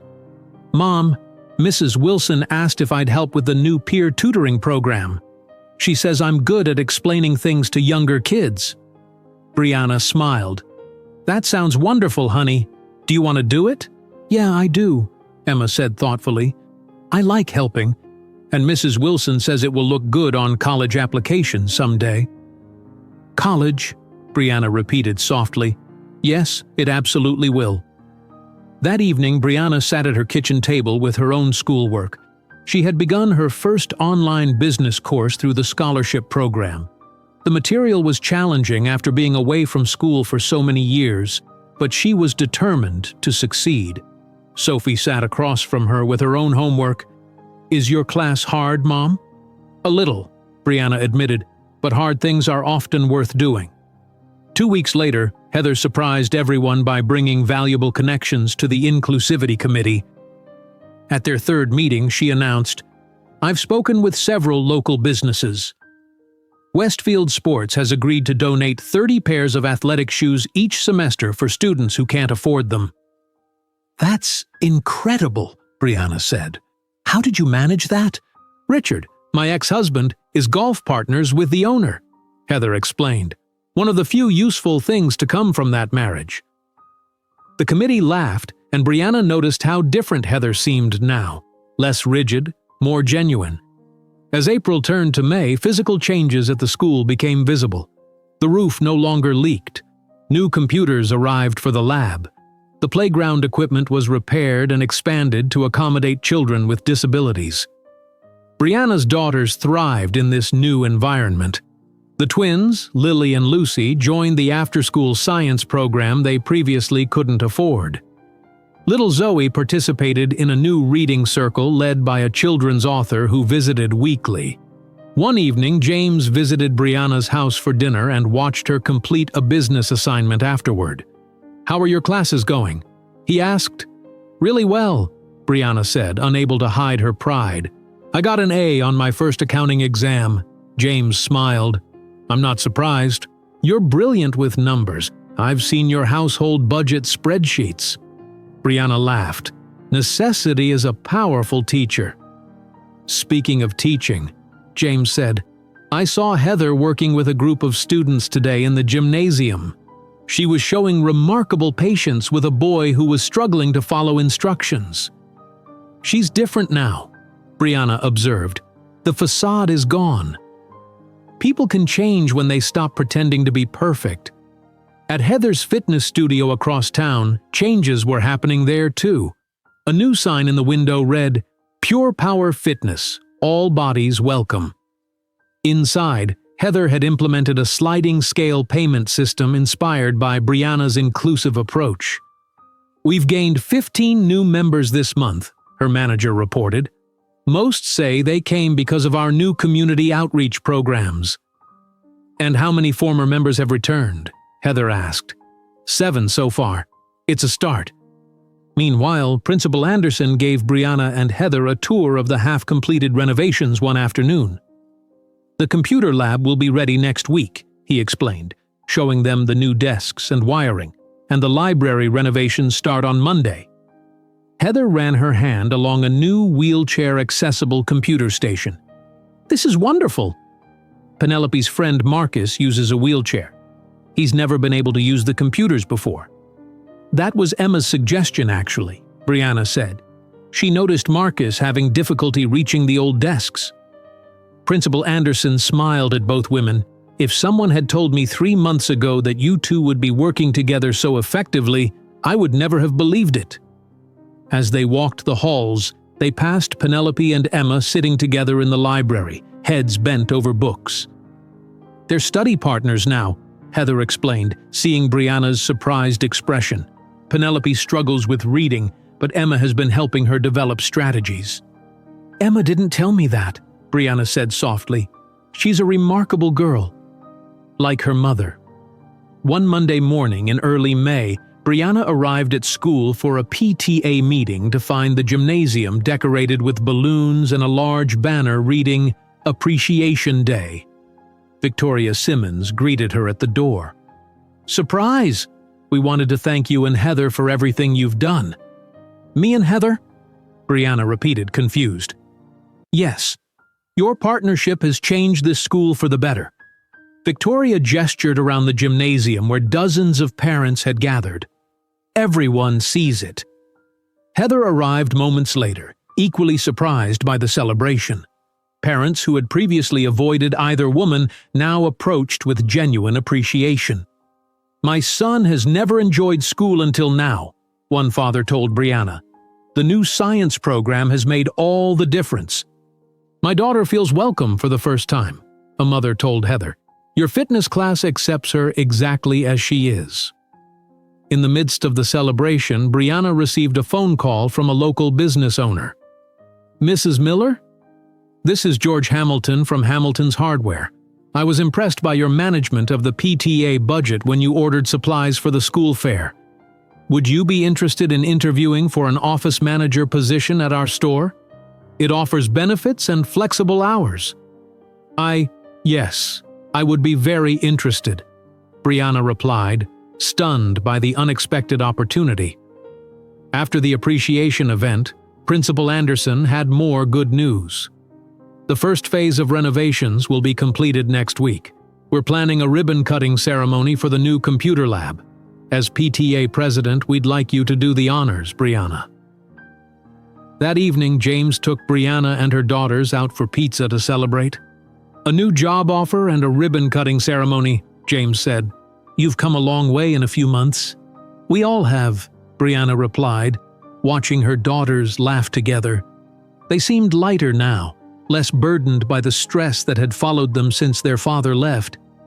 After the girls went to bed, Brianna and James sat on her front porch. "I've been thinking about the future," James said carefully. "What about it?" Brianna asked. "About our future. Together." Brianna felt her heart quicken. "James!" Before she could continue, her phone rang. It was Principal Anderson again. "Brianna, I wanted to let you know the ribbon-cutting ceremony will be next Friday at 10 in the morning. The mayor will attend, and the local newspaper wants to interview you." "Thank you for letting me know," Brianna replied. As she hung up, she looked at James, who was watching her with an expression she hadn't seen before. Something serious and hopeful at the same time. "You were saying?" she prompted. "It can wait until after the ceremony," James replied with a soft smile. "We have time." As Brianna went to bed that night, she wondered what James had been about to say. For the first time since Mark had abandoned her family, she found herself thinking about the future with hope rather than fear. The morning of the ribbon-cutting ceremony arrived with bright sunshine. Brianna woke early, her mind still lingering on the unfinished conversation with James about their future. "Mom, what should I wear today?" Sophie called from her bedroom. "Your blue dress would be perfect," Brianna answered, pushing her thoughts aside to focus on the day ahead. At 10 o'clock, Brianna stood beside Principal Anderson in front of the new computer lab. James waited nearby with her daughters. The mayor, school board members, and many parents filled the hallway. "This is a proud day for Westfield Elementary," Principal Anderson announced, handing Brianna a pair of large scissors. "Mrs. Miller, would you do the honors?" Brianna cut the ribbon to enthusiastic applause. As everyone toured the state-of-the-art facility, Brianna caught James watching her with that same expression from the night before. Thoughtful, warm, and full of unspoken words. 6 months passed quickly. The school transformed physically as renovations were completed. The library received new books and technology. The playground now included equipment for children with physical disabilities. Every classroom had updated computers and teaching tools. More importantly, the school community itself had changed. The social divisions that once separated families had gradually disappeared. Brianna's inclusive approach meant everyone could participate in school activities regardless of their financial situation. On a crisp October morning, Brianna walked through the colorful decorations for the fall festival. 6 months earlier, she had been humiliated at the spring fundraiser. Now, as PTA president, she had organized the most inclusive school event in Westfield's history. "The pumpkin painting station is ready," Victoria reported, "and the food vendors are all set up." "Perfect," Brianna replied, checking items off her clipboard. "Is the technology showcase prepared?" "James is handling that personally," Victoria said with a smile. "He's showing the students how to use the new educational software." Brianna looked around at the transformed campus. Parents from all economic backgrounds worked together setting up booths. Children laughed on the new playground equipment. The atmosphere was entirely different from the tense, divided school she had known before. Emma approached her mother. "The student volunteers are all here, Mom. We're ready to help with the younger kids." Brianna hugged her daughter. "Thanks, honey. I'm so proud of your leadership with the peer tutoring program." Emma beamed. "I like helping. And guess what? Mrs. Wilson says I should consider teaching as a career someday." "You'd be wonderful at that," Brianna agreed. Across the schoolyard, Heather Thompson was setting up a fitness demonstration area. She wore simple exercise clothes and a friendly smile as she arranged equipment. "Need any help?" Brianna asked, walking over. "I think we're all set," Heather replied. "We've designed activities for children of all abilities today. Everyone gets to participate." "That's wonderful." Heather looked at Brianna thoughtfully. "Did I ever thank you properly? For giving me a second chance when no one else would?" "You didn't need to," Brianna said. "Your actions have shown your gratitude." As they talked, Penelope approached with a book in her hand. "Mrs. Miller, can I show you something?" she asked excitedly. "I finished reading this whole chapter book by myself." "That's amazing, Penelope," Brianna exclaimed. "Your hard work is really paying off."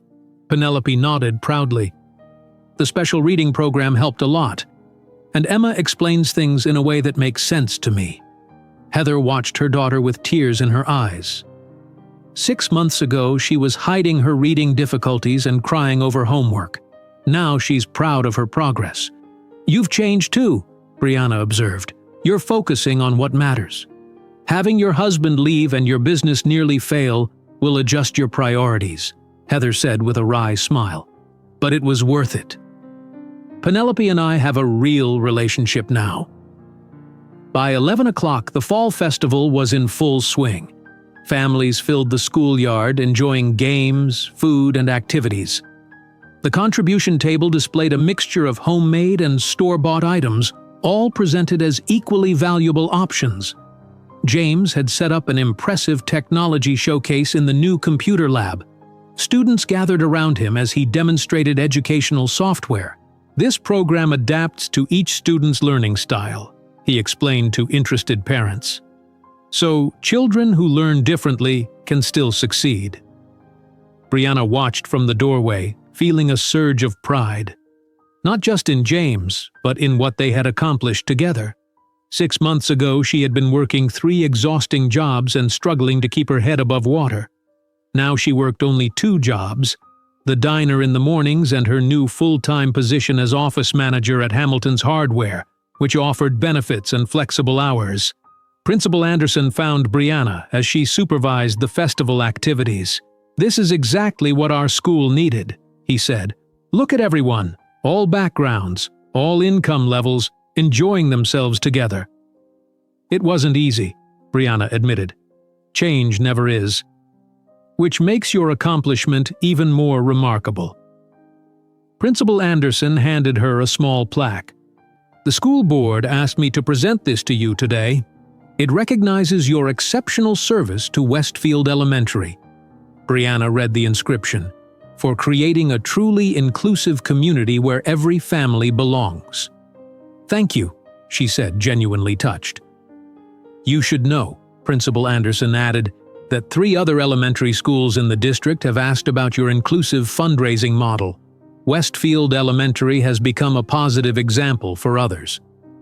As the afternoon continued, Brianna spotted her daughters throughout the festival, Emma helping younger children with craft projects, Sophie selling handmade bracelets for the fundraiser, the twins playing games with former bullies, now friends, and little Zoe bouncing happily in the bouncy castle with children from all backgrounds. James appeared at her side. "You built something remarkable here," he said softly. "We all did," Brianna corrected him. "It took everyone working together." "But it started with you standing up for yourself that day," James reminded her. "When Heather threw away your cookies." Brianna smiled at the memory that no longer hurt. Who knew store-bought cookies could change an entire community? "I have something to tell you," Brianna said, turning to face James directly. "I've accepted the full-time position at Hamilton's Hardware. Full benefits, flexible hours that work with the girls' school schedule, and a significant pay increase." James's face lit up. "That's wonderful news! You've worked so hard for this." "There's more," Brianna continued. "I'm going to finish my business degree. The scholarship program makes it possible, and my new job will work around my class schedule." "I'm so proud of you," James said, taking her hand. They found a quiet corner away from the festival noise. Brianna could tell James wanted to return to their unfinished conversation from 6 months ago. "About what I was trying to say that night," James began. "About our future." "James," Brianna interrupted gently, "before you continue, I want you to know that I'm ready now. Ready to trust completely." "What changed?" James asked. "Everything," Brianna smiled. 6 months ago, I was afraid to depend on anyone. I thought being strong meant doing everything alone. Now I understand that real strength is building connections with others, and nobody has shown me that more than you." James took both her hands in his. "Brianna Miller, I love you. I love your strength, your kindness, your determination. I love your 5 amazing daughters, and I want to build a life with all of you, if you'll have me." "Is this a proposal?" Brianna asked, her heart racing. "Not yet," James smiled. "That will come when the time is right. This is a promise, that I'm in this for the long haul." "So am I," Brianna said, leaning forward to kiss him. When they returned to the festival, Heather approached them with a plastic container in her hands. "I made these myself," she said, opening the lid to reveal slightly burned chocolate chip cookies. "My first attempt. Would you like to try one?" The symbolism wasn't lost on Brianna. 6 months ago, Heather had thrown away Brianna's store-bought cookies to humiliate her. Now she was offering her own imperfect, homemade attempt. "I'd love one," Brianna said, taking a cookie. She bit into it. "They're actually pretty good." Heather laughed. "You're being kind." They're terrible. But I'm learning." "Aren't we all?" Brianna said, making room for Heather at their table. As the festival came to a close, Principal Anderson called everyone together for a community photograph in front of the school's new sign, Westfield Elementary, where every family belongs. Families gathered, standing side by side without the invisible barriers that once separated them. Brianna stood between James and Heather, once bitter enemies, now partners in transformation. "Everyone smile," the photographer called. Emma slipped her hand into her mother's. "Are you happy, Mom?" she whispered.